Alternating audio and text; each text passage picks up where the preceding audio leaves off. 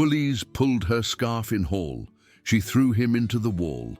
The fluorescent lights of Roosevelt High School cast their harsh, clinical glow across the crowded hallways as Zara Okafor adjusted her bright yellow hijab for the third time that morning. The silk fabric, a gift from her grandmother before leaving Lebanon years ago, felt heavier than usual against her shoulders, weighted down by the invisible burden of dozens of staring eyes. Each fold had been carefully arranged before her bedroom mirror an hour earlier, but now the material seemed to shift and slide with every nervous movement, drawing unwanted attention from students who whispered behind cupped hands and pointed with barely concealed curiosity as she passed. Her dark brown eyes, rimmed with naturally long lashes that had once been the envy of her Detroit classmates, stayed fixed on the worn linoleum tiles beneath her feet. She had memorized every crack and scuff mark on this particular stretch of hallway over the past 3 months, counting each step like a meditation that might transport her mind away from the suffocating reality of her daily existence. The tiles told stories of countless students who had walked these same paths before her, evidence of hurried footsteps, dropped books, and spilled drinks that had left permanent stains on the institutional flooring. At 5'2", with a slender frame that seemed to disappear entirely into the oversized navy blue sweaters she favored, Zara had spent considerable effort mastering the delicate art of becoming invisible. Her mother had insisted on buying clothes 2 sizes too large, believing that loose-fitting garments would help her daughter avoid the kind of attention that might lead to trouble. The strategy had worked to some degree in Detroit, where diversity was common and her hijab rarely drew a second glance. But here in this small Ohio town, where her family was one of only 3 Muslim households, invisibility required much more effort and had proven frustratingly elusive. The hallway buzzed and thrummed with the typical Monday morning energy that she had come to both dread and find oddly comforting. Students slammed their metal lockers with thunderous crashes that echoed off the cinder block walls, creating a symphony of teenage chaos that somehow managed to feel both familiar and alien. Voices shouted greetings across the corridor in overlapping conversations about weekend adventures, upcoming tests, and social drama that Zara could only observe from the periphery. She clutched her worn leather messenger bag, another inheritance from her grandmother, closer to her chest, its weathered surface soft beneath her fingertips as she navigated through clusters of chattering teenagers who barely acknowledged her existence. She preferred it that way, or at least she had convinced herself that she did. 3 months had passed since her family moved from Detroit to this small Ohio town when her father accepted a position as an engineer at the local automotive plant. The decision had been purely economic: better pay, lower cost of living, and the promise of a stable future for his children. But Amira and Hassan Okafor had underestimated the social cost of transplanting their family from the multicultural embrace of a major city to a homogeneous small town where difference was viewed with suspicion rather than celebration. The transition had been particularly difficult for Zara, who had left behind not just friends and familiar places, but an entire community that shared her faith, her values, and her understanding of what it meant to be American while maintaining cultural identity. In Detroit, her mosque had been a second home, where she taught younger children Arabic on weekends and participated in community service projects that reinforced her sense of belonging. Here, the nearest mosque was 45 minutes away, and the Islamic community consisted of her family, the Ahmeds, who ran a small convenience store on the edge of town, and the Pakistani doctor who worked at the regional medical center but kept largely to himself. "Watch where you're going, towelhead," a voice sneered from behind her, slicing through her morning reverie like a blade through silk. Zara's stomach dropped as she recognized the voice of Bradley Morrison, the golden boy of Roosevelt High's football team and the unofficial leader of the social hierarchy that governed teenage life with iron-fisted authority. His perfectly styled blonde hair caught the fluorescent lighting in a way that seemed almost supernatural, as if he had been blessed by some deity of adolescent perfection. The confident swagger in his walk made him a natural leader among his peers, drawing followers like iron filings to a magnet. But his ice-blue eyes, which could charm teachers and parents with their apparent sincerity, held a cruelty that made Zara's skin crawl with instinctive fear. Those eyes had been haunting her dreams for weeks now, appearing in nightmares where she found herself trapped in endless hallways while his laughter echoed from unseen speakers.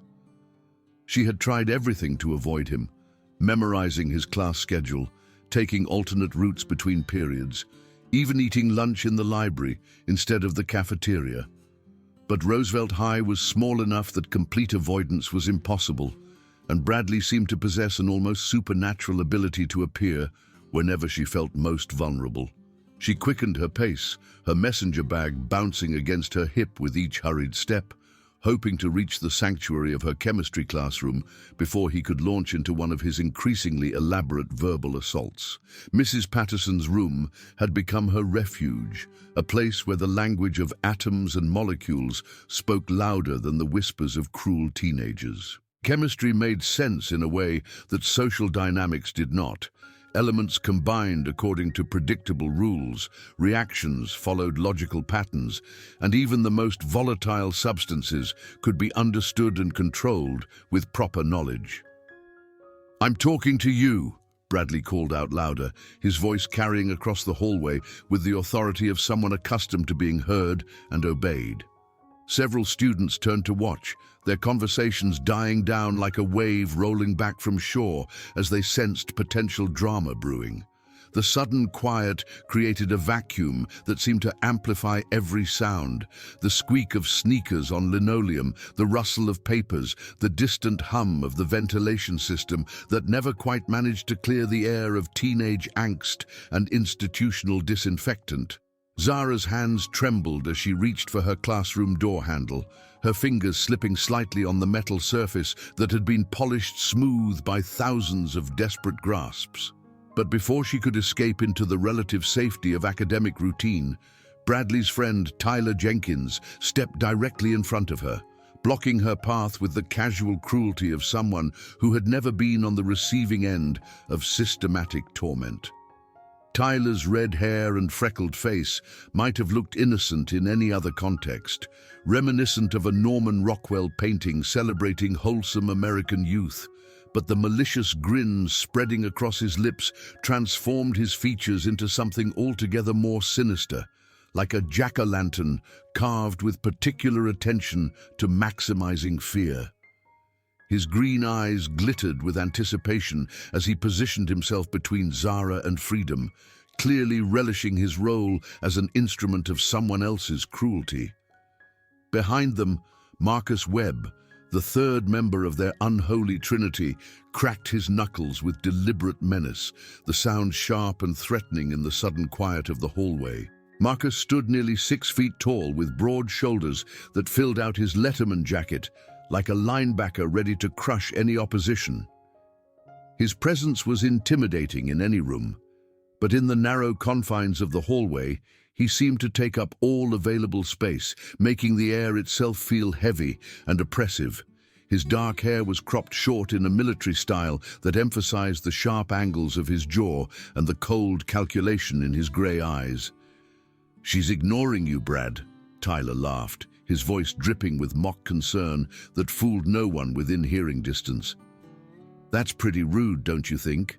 Especially for someone who should be grateful to be in our country." Bradley stepped closer. His cologne, something expensive and aggressive that probably cost more than Zara's family spent on groceries in a week, overwhelming her senses as he invaded her personal space with the confidence of someone who had never been told no. "My grandfather fought in Iraq to keep people like you out of our country," he said loud enough for everyone to hear, his voice carrying the self-righteous tone of someone who had never questioned the narratives he'd been fed.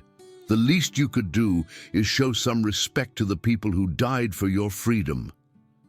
Zara's heart pounded against her ribs like a caged bird, desperate for escape, but she kept her voice steady through sheer force of will.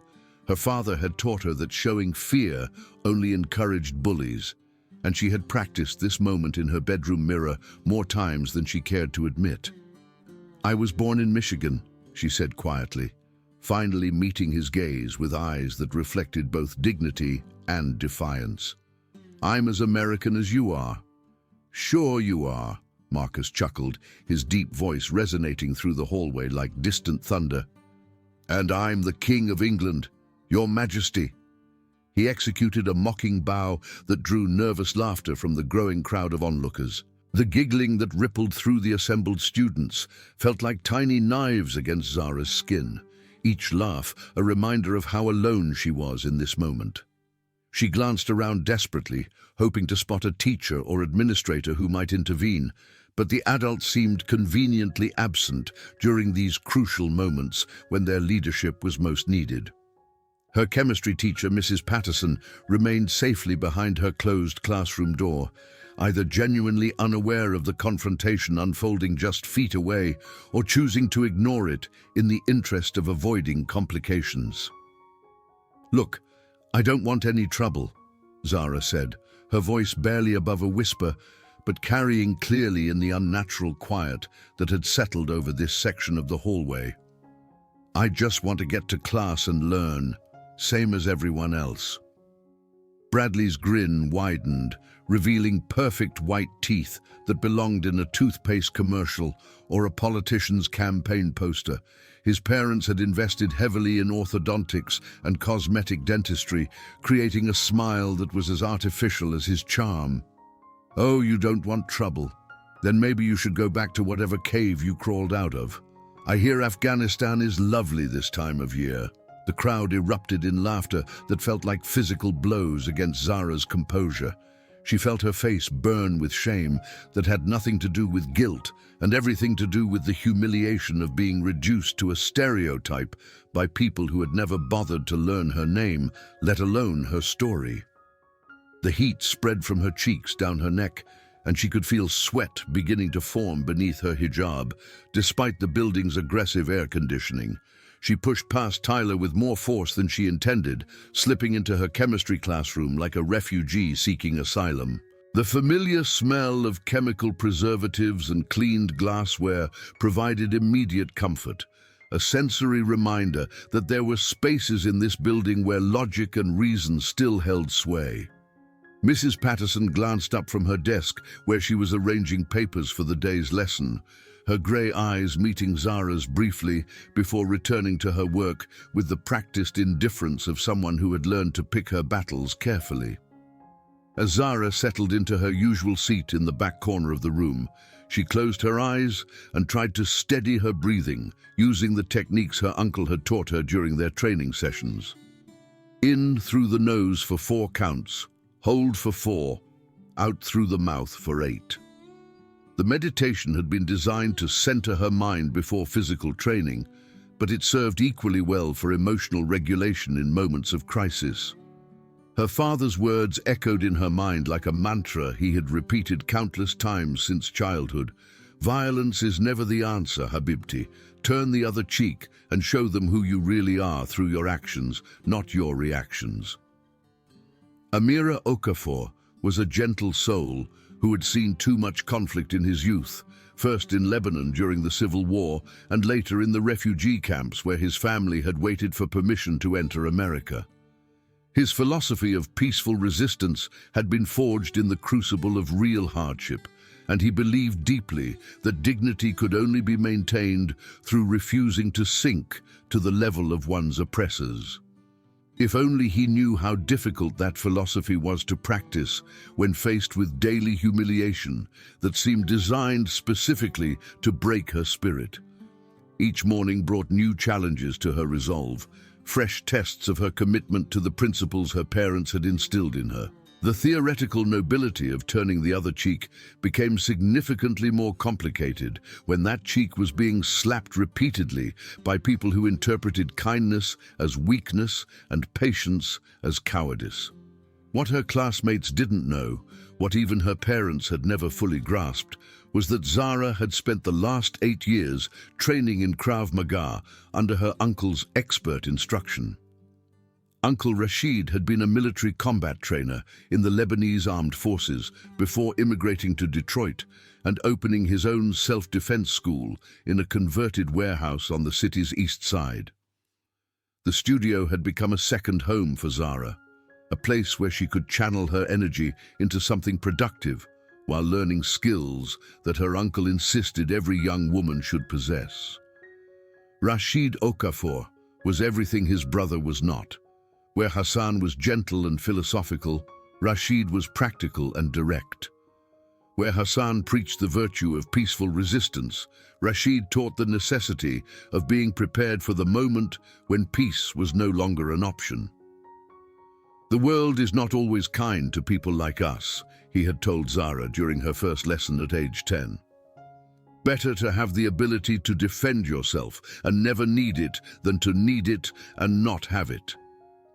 The training had been rigorous and uncompromising. Krav Maga, developed by the Israeli military, was not a martial art in the traditional sense, but rather a practical system of self-defense designed for real-world situations.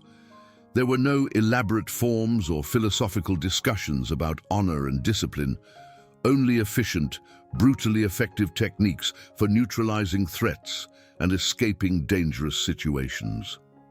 Rashid had taught Zara that her small stature could be an advantage if she learned to use speed and precision over brute force, that leverage and technique could overcome significant differences in size and strength. Her muscles carried the memory of countless hours spent practicing strikes, blocks, and takedowns on padded mats, while her uncle called out corrections and encouragement in Arabic. She had learned to strike pressure points with surgical precision, to use an attacker's momentum against them, to escape from holds and restraints that seemed impossible to break. Her body had been transformed into a weapon, disguised as a slight teenage girl in oversized sweaters and a colorful hijab. But her father's pacifist beliefs had kept her from ever using those skills outside the training mat. The knowledge sat beneath her skin like a sleeping dragon, ready to awaken, but constrained by moral chains that grew heavier with each passing day. Every time Bradley and his friends cornered her, every cruel comment and humiliating encounter, the dragon stirred a little more, testing the strength of those chains. The morning progressed with its usual rhythm of classes and awkward hallway encounters that had become as predictable as the sunrise. During first period chemistry, Zara lost herself in the elegant simplicity of molecular structures, finding peace in the orderly dance of electrons and the logical progression of chemical reactions. Mrs. Patterson's lesson on acid-base neutralization felt like a metaphor for her own life, the hope that opposing forces might somehow find balance and create something stable and harmless. Second period English with Mr. Rodriguez provided another temporary refuge, where literature offered escape into worlds where justice was more than a theoretical concept. They were reading To Kill a Mockingbird, and the parallels between Atticus Finch's struggle against prejudice and her own daily battles were not lost on Zara. But while Harper Lee's narrative provided moral clarity and eventual vindication for the righteous, real life seemed frustratingly resistant to such neat resolutions. Third period American history with Mrs. Chen should have been a source of pride and connection, a chance to explore the country she loved despite its flaws. Instead, it often became an exercise in enduring pointed looks and whispered comments when the curriculum touched on immigration, religious freedom, or America's complex relationship with the Middle East. Today's lesson on the melting pot theory of American identity felt particularly ironic as Zara watched her classmates' faces for signs of acceptance or rejection. During lunch, Zara found her customary spot at an empty table in the far corner of the cafeteria, a location that provided clear sightlines to all entrances while keeping her back protected by the wall. The positioning was strategic rather than accidental. Another lesson from Uncle Rashid about maintaining situational awareness and controlling one's environment. She picked delicately at her homemade fattoush salad, a traditional Lebanese dish her mother had prepared with extra care that morning. The salad was a work of art in its small plastic container. Crisp romaine lettuce, juicy tomatoes, refreshing cucumbers, and tangy sumac dressing that transported her temporarily back to her grandmother's kitchen in Detroit. Each bite carried memories of family gatherings where food was love and tradition was preserved through the simple act of sharing a meal. But even these small comforts felt dangerous now, marking her as different in a place where different was synonymous with threatening. She pulled out her worn copy of The Handmaid's Tale, a book that had been assigned in her Detroit English class, but which she continued to read for its unflinching examination of otherness and oppression. Margaret Atwood's dystopian narrative felt increasingly relevant as Zara navigated her own reality, where being different was treated as a crime and conformity was enforced through social violence. The parallels between Offred's handmade costume and her own hijab were not lost on her. Both were markers of identity that invited persecution from those who viewed difference as threat. But her concentration shattered like glass when a shadow fell across her table, blocking the fluorescent light and plunging her small sanctuary into darkness. The sudden change in illumination triggered an immediate stress response, her body recognizing danger before her mind had time to process the threat. "What's for lunch, bomber?" Bradley's voice cut through the cafeteria chatter like a knife through silk, each word carefully chosen for maximum impact. "Planning to blow up the school with that spicy terrorist food?" Tyler and Marcus flanked him on either side, their eyes gleaming with anticipation like wolves circling wounded prey. Several nearby tables turned to watch the unfolding scene, their conversations dying down as they sensed entertainment approaching. The cafeteria fell into that particular kind of silence that preceded either violence or humiliation, when everyone held their breath, waiting to see which way the situation would break. Zara looked up from her book, her dark eyes meeting Bradley's cold stare with a composure that surprised even her. 8 years of martial arts training had taught her to remain calm under pressure, to assess threats objectively rather than react emotionally. "It's Lebanese salad," she said evenly, her voice carrying no trace of the fear that was churning in her stomach. "Would you like to try some? It's actually quite mild." Her unexpected response caught Bradley off guard for a moment, his script disrupted by her refusal to play the role of cowering victim. His blue eyes flickered with confusion before hardening into renewed determination. He had expected tears or angry outbursts, reactions that would justify whatever escalation he had planned. Instead, he faced calm dignity that made him look petty and small by comparison. "I don't eat terrorist food," he spat, grabbing her plastic container with unnecessary violence and dumping its contents across the table in a deliberate act of destruction. Lettuce, tomatoes, and cucumber scattered across the surface like confetti at a celebration of cruelty, the carefully prepared dressing dripping onto her jeans and leaving dark stains on the worn denim. The cafeteria erupted in gasps and nervous laughter that echoed off the cinder-block walls like the sound of distant thunder.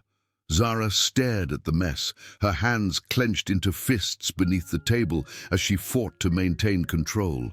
She could feel the weight of dozens of eyes on her, waiting to see how she would respond to this latest humiliation. Part of her wanted to unleash 8 years of combat training on Bradley's smug face, to show him exactly what kind of damage a terrorist could inflict when pushed too far. But her father's voice whispered in her ear like a guardian angel pleading for restraint. "We are better than this, Habibti. Show them our strength through peace, our dignity through forgiveness." The words carried the weight of generations who had chosen to endure rather than escalate, who had built lives and communities through persistence rather than violence.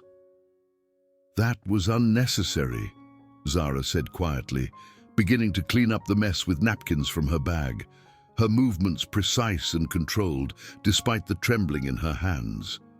Each piece of lettuce she gathered felt like a small act of defiance, a refusal to be broken by something as simple as destroyed food. Bradley laughed, a harsh sound that echoed through the now silent cafeteria like the cry of a predatory bird. "Oh, I'm sorry. Did I hurt your feelings?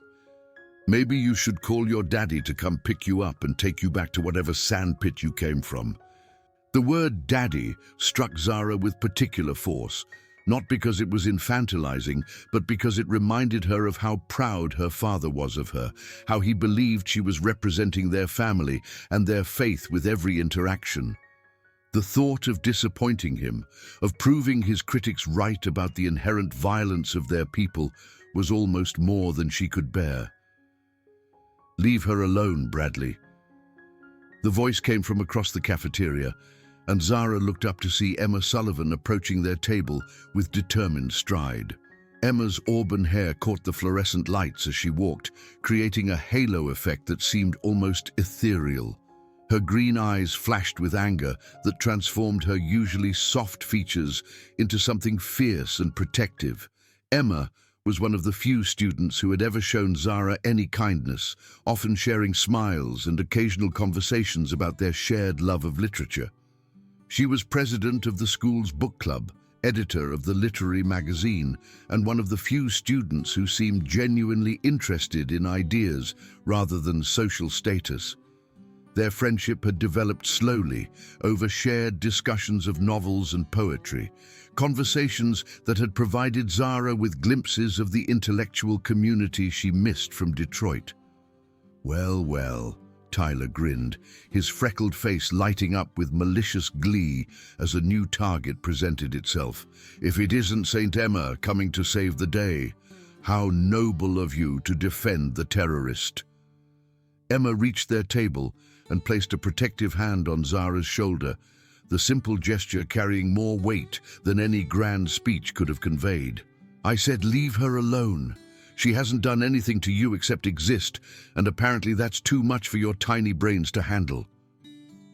Bradley's expression shifted, his attention now focused on Emma with predatory interest that made Zara's blood run cold. She recognized the look from nature documentaries, the moment when a predator identified new prey and began calculating the best angle of attack. "You know, Emma, I never took you for a terrorist sympathizer. Maybe you need to reconsider the company you keep if you want to maintain your reputation in this school. And maybe you need to reconsider being a complete jackass," Emma shot back, her voice rising above the cafeteria's whispers with the conviction of someone who had reached her breaking point. "What happened to you, Bradley? When did you become someone who gets entertainment from tormenting people who've never hurt you?" The tension in the air grew thick enough to cut with a knife, charged with the electricity that preceded lightning storms. Zara watched in horror as Bradley's face darkened with rage, his hands clenching into fists at his sides. She had inadvertently dragged Emma into her nightmare, and the guilt sat heavy in her stomach like swallowed stones. This was exactly what she had tried to avoid, innocent people suffering because of their association with her. "You've got quite a mouth on you," Bradley said, stepping closer to Emma with the slow deliberation of someone savoring the moment before striking. "Maybe someone should teach you some manners about speaking to your betters." Before Zara could react, Marcus reached out and grabbed Emma's arm, his large hand easily encircling her wrist like a shackle. "Yeah, maybe we should educate both of you ladies about respect and proper behavior in our school." The cafeteria fell completely silent now, every eye focused on the unfolding confrontation like spectators at a gladiator match, waiting for blood to be spilled. Zara felt something snap inside her chest, a string that had been pulled taut for months, finally reaching its breaking point. But before she could act on the surge of protective fury that threatened to overwhelm her careful control, Mrs.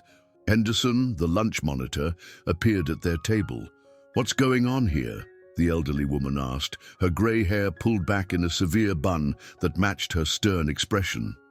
Mrs. Henderson had been at Roosevelt High for nearly 30 years, and her weathered face carried the accumulated exhaustion of someone who had broken up countless teenage conflicts.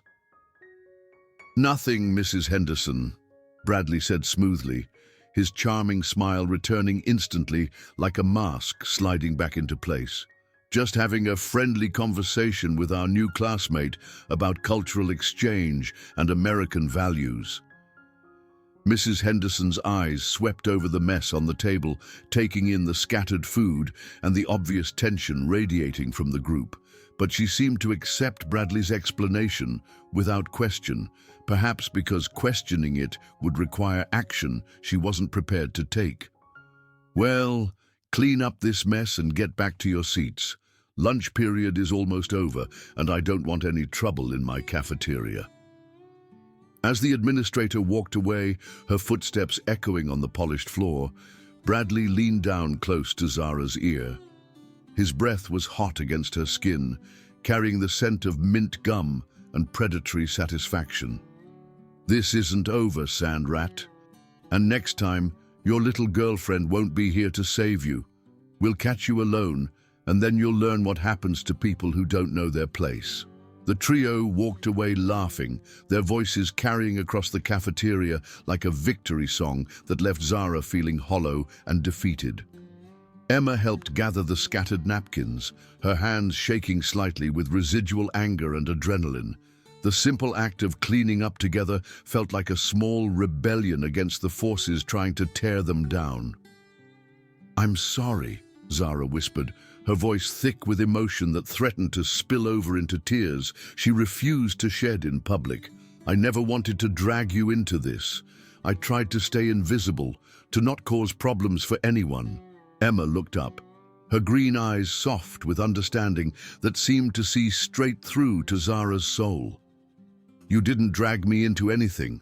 I chose to speak up because it was the right thing to do." She paused, studying Zara's face with the intensity of someone trying to solve a complex puzzle. "But why don't you ever fight back? I've seen you in gym class. You're stronger than you look, and there's something about the way you move."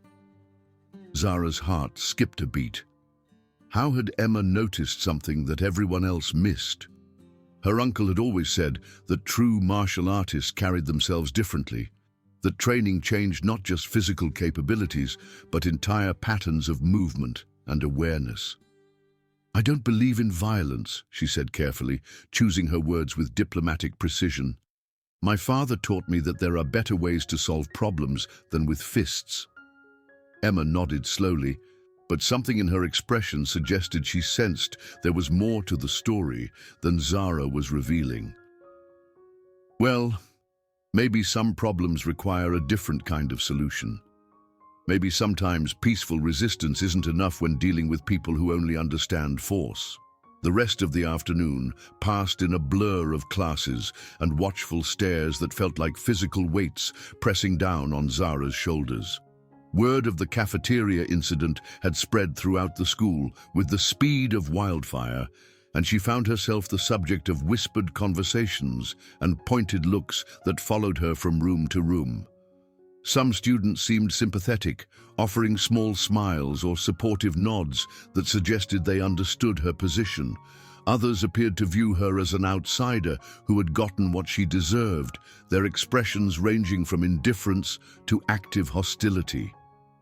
In fourth period geometry, Mr. Watson made a point of calling on her frequently, perhaps trying to demonstrate that he treated all students equally. But the extra attention only served to highlight her otherness, making her feel like a specimen under a microscope rather than a regular student trying to learn about angles and proofs. The mathematical precision that should have provided comfort instead felt cold and foreign, divorced from the messy emotional reality of human interaction. Fifth period physical education was particularly challenging as Coach Martinez divided the class into teams for volleyball. Zara found herself picked last, as usual, but today the selection process felt more pointed than routine. Her teammates regarded her with a mixture of curiosity and wariness, as if her presence might somehow contaminate their chances of victory. When she rotated to the front row for serving, she could feel eyes examining her form, perhaps looking for signs of hidden athletic ability that might contradict their assumptions about her. The irony was that Zara could have dominated the volleyball court if she had chosen to reveal her capabilities. 8 years of martial arts training had given her exceptional hand-eye coordination, lightning-fast reflexes, and the kind of body awareness that made complex movements feel natural.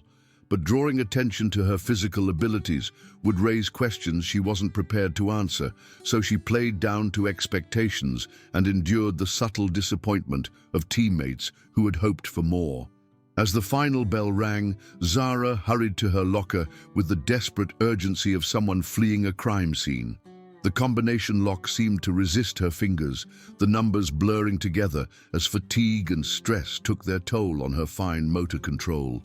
She spun the dial with practiced efficiency, her mind already focused on the peaceful evening ahead.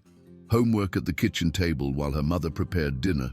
Quiet conversation with her father about chemistry and literature, the comfortable rhythm of family life that made all of this bearable. But as she opened the metal door, a folded piece of paper fluttered to the ground like a wounded bird falling from the sky.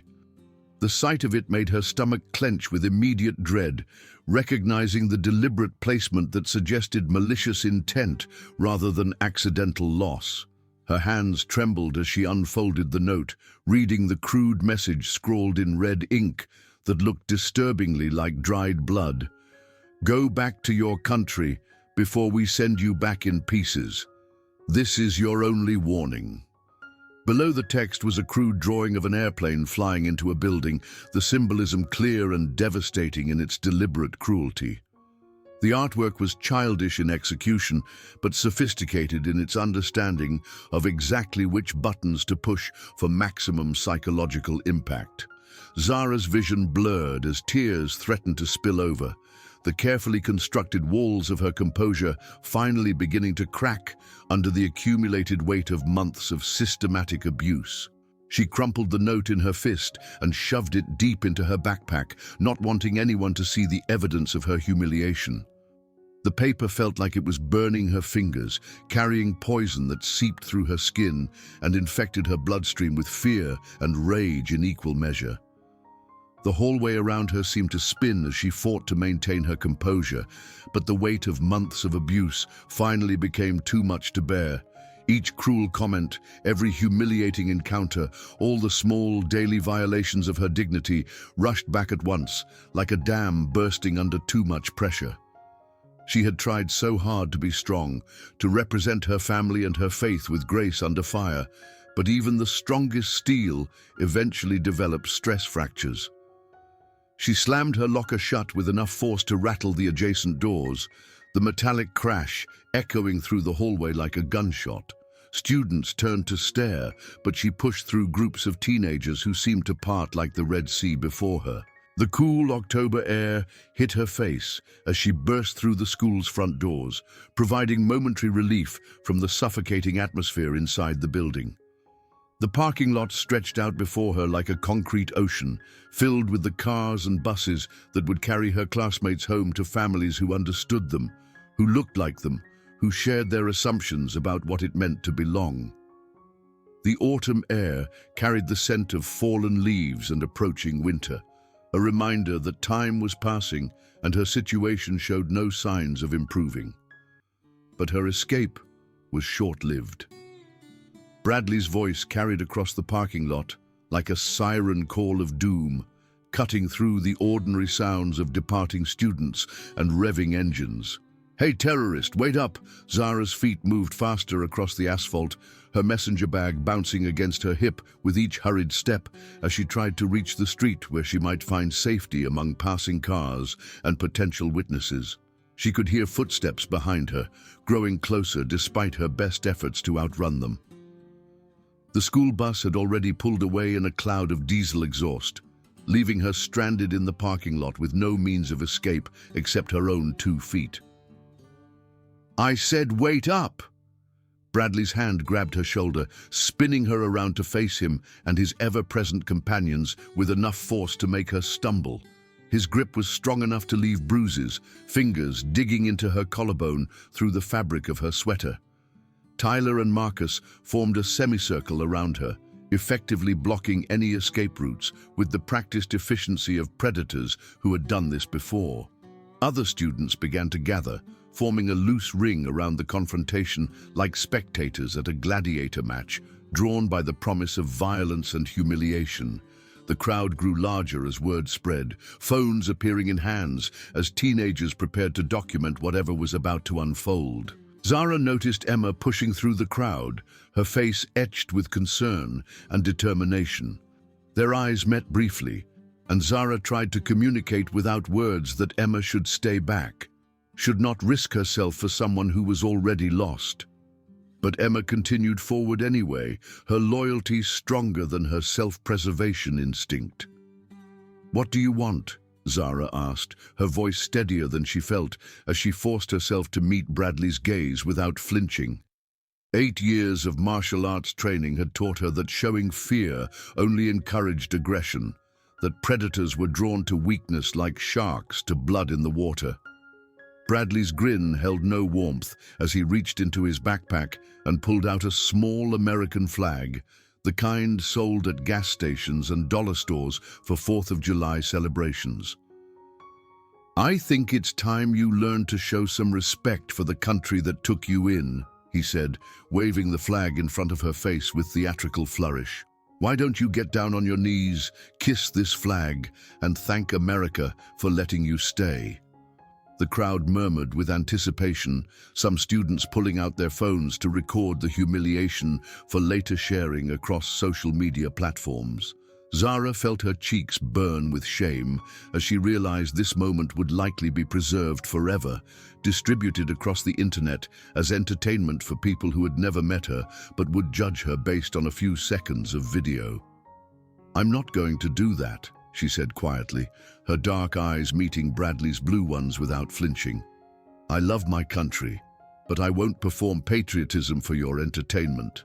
Bradley's expression darkened like storm clouds gathering on the horizon. "Oh, I think you are, unless you want things to get worse for you and your little friend over there."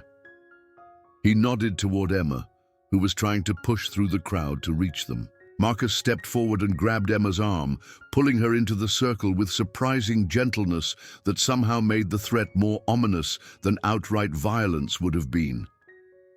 "Let her go," Zara said, her voice gaining strength and carrying a dangerous edge that made Bradley pause momentarily. "This is between you and me. She has nothing to do with whatever problem you think you have." Tyler laughed, his freckled face twisted with amusement that transformed his boyish features into something cruel and adult. "Oh, but she made it our business when she decided to defend you. Maybe she needs to learn about respect too. Maybe both of you need a lesson in how things work around here." The crowd pressed closer, sensing that the confrontation was approaching its climax. Phones recorded from multiple angles, ensuring that whatever happened next would be preserved from every perspective. Zara could see some students looking uncomfortable with the situation, but none seemed willing to intervene or speak up against the mob mentality that was building momentum. Bradley reached toward Zara's hijab, his fingers brushing against the bright yellow fabric with deliberate malice. "You know what? I think this thing is disrespectful to America. Maybe you should take it off and show everyone what you're really hiding under there.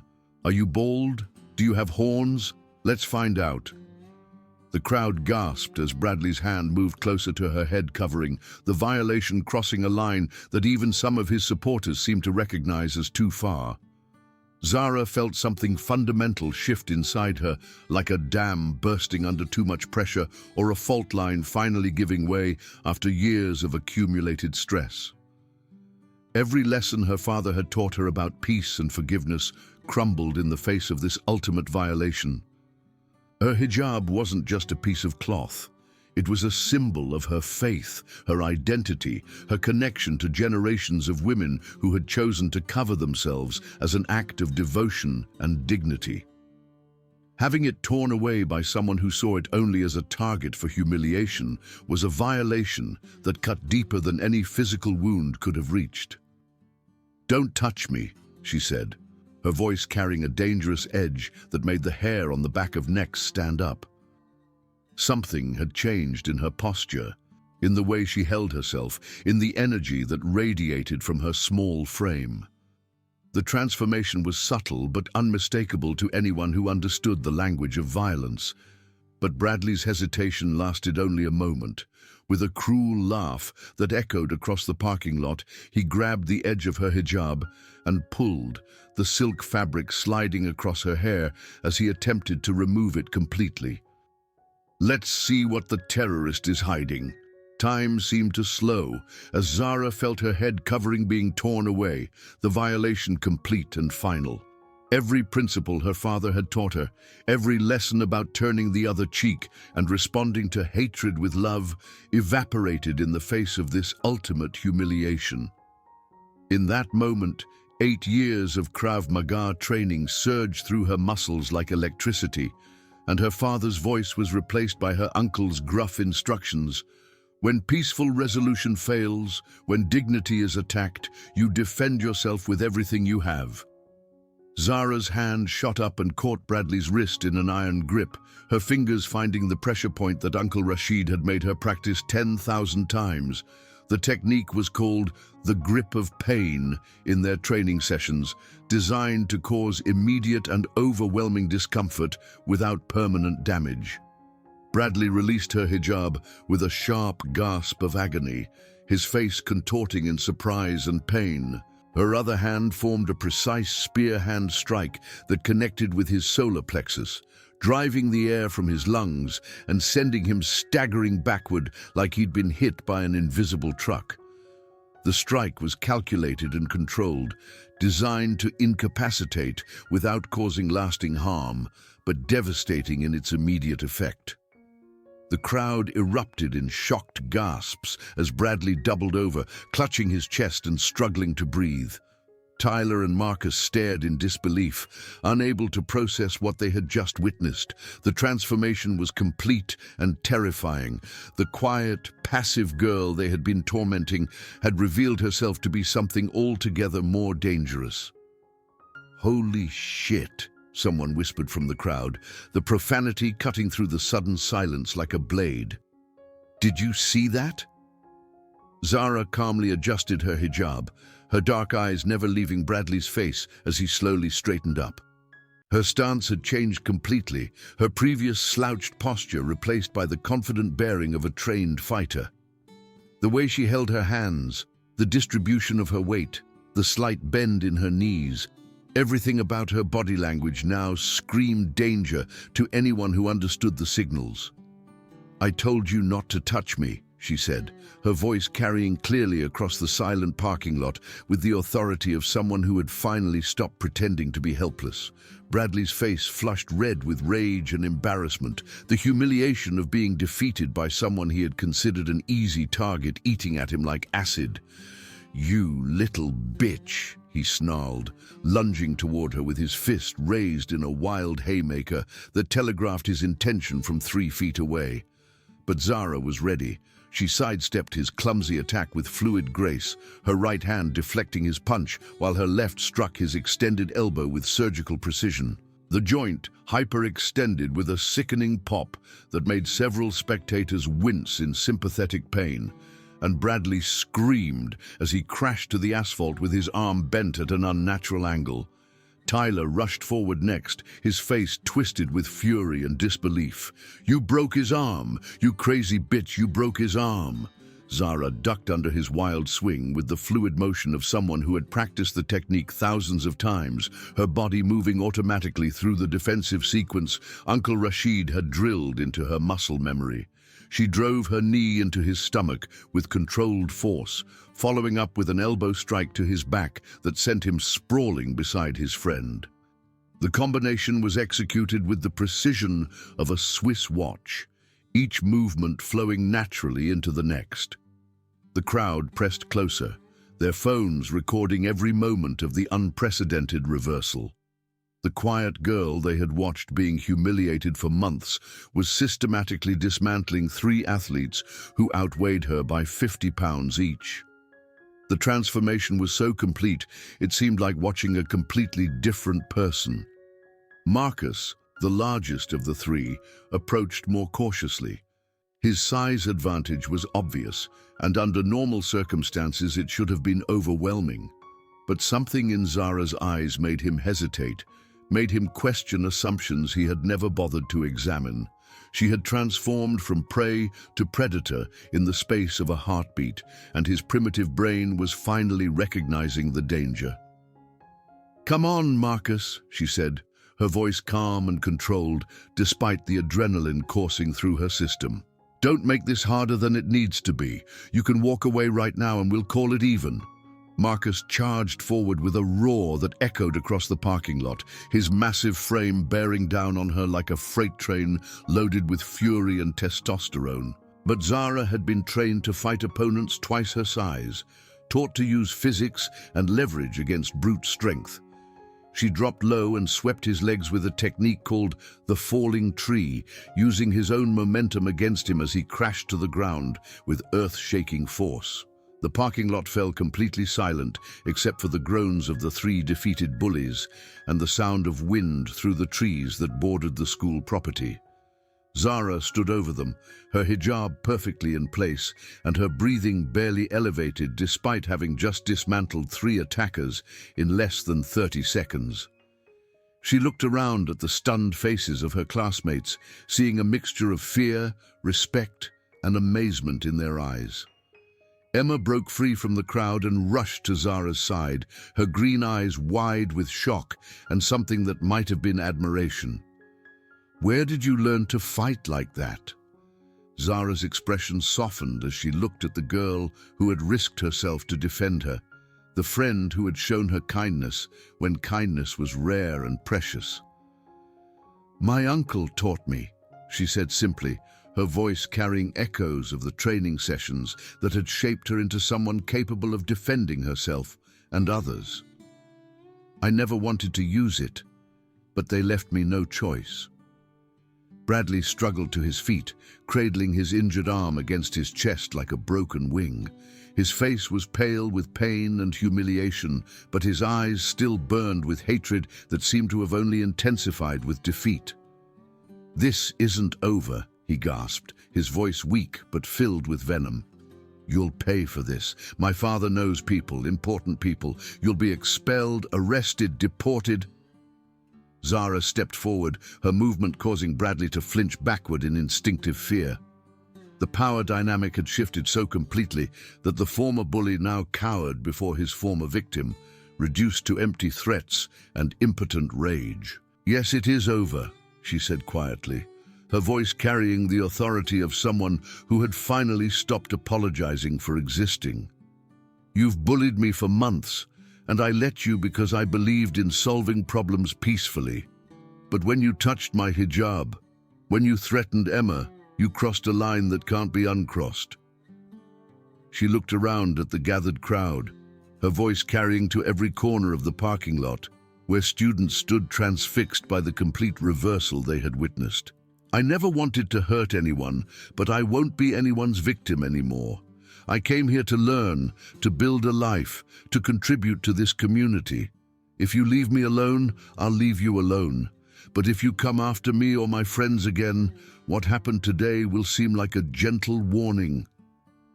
The crowd began to disperse, students walking away in small groups while whispering excitedly about what they had witnessed. Several approached Zara with newfound respect, offering words of support and admiration for her courage. The girl who had been invisible for months was suddenly the center of attention, but it was attention based on respect rather than otherness. As the parking lot emptied, Emma remained by Zara's side, her expression thoughtful and complex. "I'm sorry you had to go through all of this," she said, her voice soft with genuine emotion. "But I'm also glad you finally stood up for yourself. Nobody should have to endure what they put you through." Zara nodded, feeling a strange mixture of relief and sadness washing over her like competing tides. "My father won't be happy when he hears about this," she said, voicing the worry that was already beginning to gnaw at her conscience. "He believes that violence only creates more violence, that we should respond to hatred with love." Emma placed a gentle hand on her arm, the touch providing comfort and connection in a moment when both were desperately needed. "Sometimes violence is the only language bullies understand. You gave them every chance to leave you alone, and they chose to escalate instead. What choice did you have?"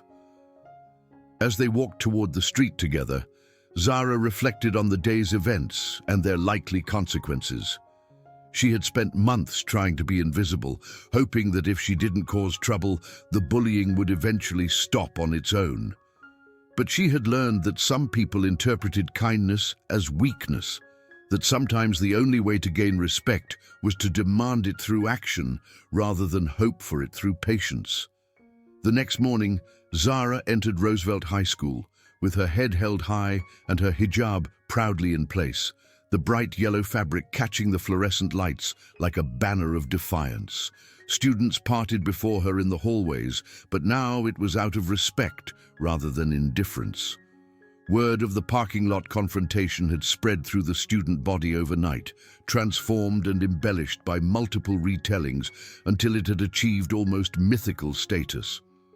Several classmates approached her throughout the day, some to offer friendship and others to share their own stories of being bullied.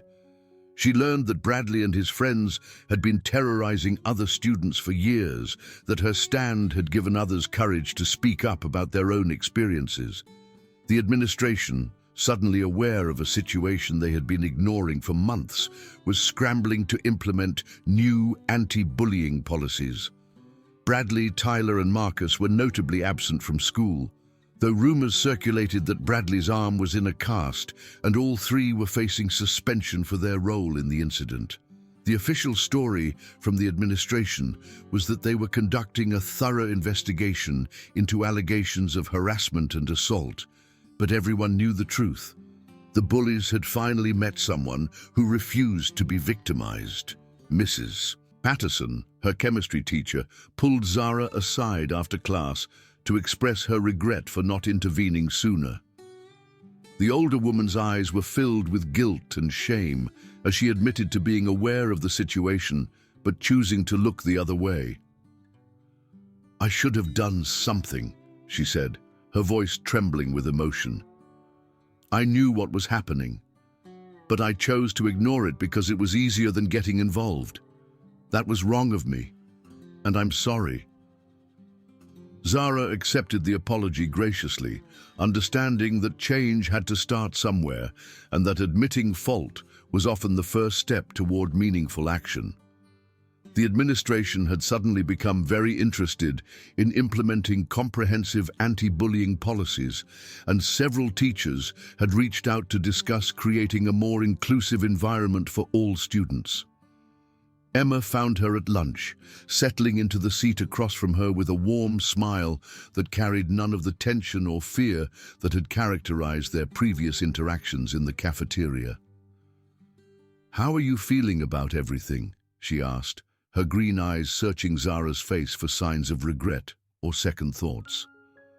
Zara considered the question carefully, weighing her emotions against her principles in a mental calculation that had been ongoing since the previous afternoon.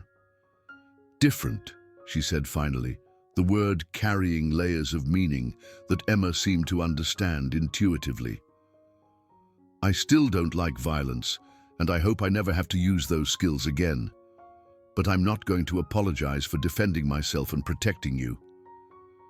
Emma's cheeks flushed slightly at the mention of protection, and something shifted in the air between them, a recognition of depth in their friendship that had been forged through shared adversity. "I've been thinking about what you said yesterday," she continued, her voice carrying a vulnerability that made her seem younger than her 17 years. "About your uncle teaching you to fight. Would you maybe want to teach me some basic self-defense? I never want to feel that helpless again." Zara's face lit up with the first genuine smile she'd worn in months, an expression of joy that transformed her features and reminded Emma why she had been drawn to this quiet girl with the beautiful eyes and gentle spirit. "I'd like that," she said, her voice warm with affection and the promise of shared experiences yet to come. "My uncle always said that the best way to prevent violence is to be prepared for it." As the weeks passed, Zara found herself settling into a new role at Roosevelt High School. She was no longer the invisible girl who tried to avoid attention, but she hadn't become a bully either. Instead, she had earned something far more valuable than fear. She had gained genuine respect from her peers and a sense of belonging that had nothing to do with conformity. Other students began approaching her when they faced their own bullying situations, seeking advice and support from someone who had proven that victims didn't have to remain victims forever. She formed a small group of friends who met regularly to practice self-defense and discuss strategies for dealing with harassment. Emma became her closest ally, and their friendship gradually blossomed into something deeper and more meaningful. Bradley and his friends returned to school after their suspension, but they gave Zara a wide berth. The humiliation of being defeated by someone they had considered an easy target had deflated their confidence and exposed them as cowards who only picked on those they perceived as weak. Without their aura of invincibility, they found that their social influence had evaporated like morning mist. One afternoon, as Zara was leaving school, she found Bradley waiting by her locker. His arm was still in a cast, and his usual arrogant demeanor had been replaced by something that looked almost like shame. The transformation was so complete that she barely recognized the person who had tormented her for months. "I wanted to apologize," he said quietly, his eyes focused on the floor rather than meeting her gaze. "What I did was wrong. The things I said, the way I treated you. It was inexcusable." Zara studied his face, searching for signs of sincerity or manipulation in his expression. The question of whether his contrition was genuine or simply calculated self-interest would remain unanswered, but his willingness to apologize at all represented progress of a sort. "Why now?" she asked, her voice carrying neither hostility nor warmth. "Why apologize after all this time?" Bradley's jaw tightened, and for a moment she thought he might revert to his old behavior. But then his shoulders sagged with defeat and exhaustion. "Because you were right," he said, his voice barely above a whisper. "I was a bully, and I hurt people because I thought it made me look strong, but you showed me what real strength looks like." He looked up at her then, his blue eyes lacking their former coldness and cruelty. "I know you have no reason to forgive me, but I wanted you to know that I'm sorry, and I'm trying to be better." Zara felt the last of her anger dissolve, replaced by something she hadn't expected: pity. Bradley had been so focused on projecting strength that he had never learned what it actually meant to be strong. His apology wouldn't erase the months of humiliation and fear, but it represented a recognition of the harm he had caused. "Thank you for apologizing," she said simply, her voice carrying no trace of malice or resentment. "I hope you mean it, and I hope you find a better way to feel strong about yourself." Bradley nodded and walked away, leaving Zara alone with her thoughts and the realization that her transformation wasn't just about learning to fight back physically. It was about finding the courage to stand up for what was right, even when it was difficult or dangerous. As she walked home through the crisp autumn air, Zara reflected on the journey that had brought her to this moment. She had learned that turning the other cheek was noble, but there came a time when standing up for yourself and others was the only moral choice. The key was knowing the difference between defending yourself and becoming the aggressor, between justice and revenge. Her phone buzzed with a text from Emma. "Movie night at my place? I'll make popcorn and we can practice those new moves you showed me." Zara smiled as she typed back her response. "I'll be there. And Emma, thank you for standing up for me that day in the cafeteria. It meant more than you'll ever know." The reply came quickly. "We stand up for each other. That's what friends do. Always." As Zara tucked her phone away and quickened her pace toward home, she felt a sense of peace that had been missing for months. She had found her voice, her strength, and her place in the world. Most importantly, she had learned that true courage wasn't about avoiding conflict. It was about facing it with dignity and knowing when to fight and when to forgive. The girl who had once tried to make herself invisible now walked with purpose, her bright yellow hijab catching the afternoon sunlight like a beacon of hope and defiance. She had discovered that respect couldn't be given freely. Sometimes it had to be earned through action, courage, and the willingness to stand up for what was right. Roosevelt High School would never be the same, and neither would Zara Okafor. She had found her strength not in spite of her differences, but because of them, and in doing so, she had taught everyone around her that true power came not from tearing others down, but from building them up and standing together against injustice. The transformation was complete, but the journey toward building a more inclusive and respectful community was just beginning.